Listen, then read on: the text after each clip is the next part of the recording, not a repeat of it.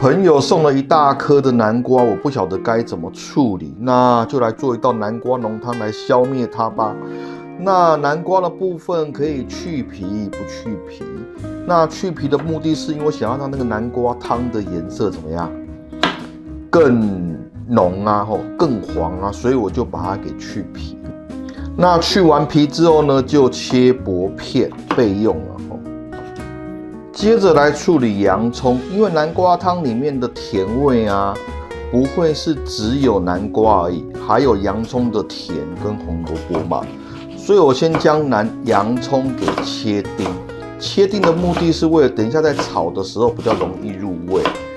继续把红萝卜一样切一小段，那我就将它给切丁。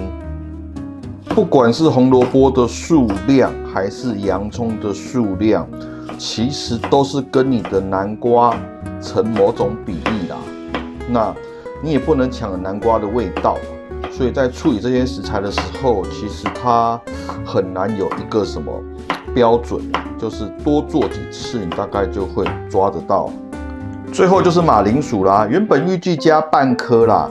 但是因为留半颗不晓得该怎么办啊，所以呢，我还是决定把整颗都给加进去了。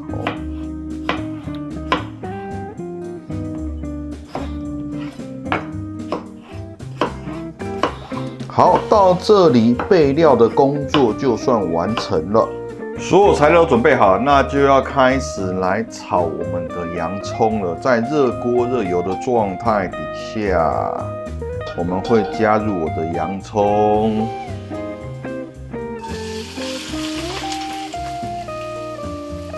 把它炒到微微变色之后呢，再干嘛？再加入红萝卜。现在洋葱有一点呈现半透明，旁边开始有一点点变色了，我们就加入红萝卜。好，拌炒之后呢，再加上什么？我们的马铃薯，把马铃薯也倒进去，拌炒到红萝卜已经有半熟的状态了。现在加入我们准备好的南瓜，超大一盆，也太多了。翻炒均匀之后，加入开水。开水要稍微的淹过，或是跟你的食材同样的高度。紧接着就是用大火将它煮滚，煮滚之后呢，再盖上锅盖，用小火焖煮约15分钟。好，你应该会看到现在这个南瓜轻轻一夹就碎了。在这个状态底下，我就会先关火，我们就会拿出我们的调理棒，把它给打成泥。现在可以看到我的浓汤超级浓郁啊，已经看不到任何的颗粒了，打到这个状态就 OK 了。接着要来调味，3匙的盐巴、黑胡椒粉，把它给拌一拌，来试一下味道。现在我没有开火，我还没有开火。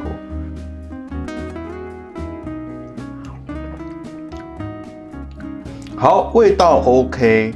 那紧接着我就会开小火，倒入我们的鲜奶油。我先倒200cc 的鲜奶油，如果等一下它的味道不够，我会再加上另外一些鲜奶油。那在这个煮的过程，要记得底下都要去用你的汤勺去刮到，不然的话，它底下会烧焦。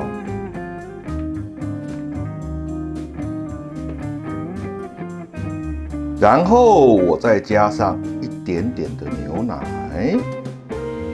以及1块的奶油，最后将奶油鲜奶全部都给拌匀之后，我们就完成了。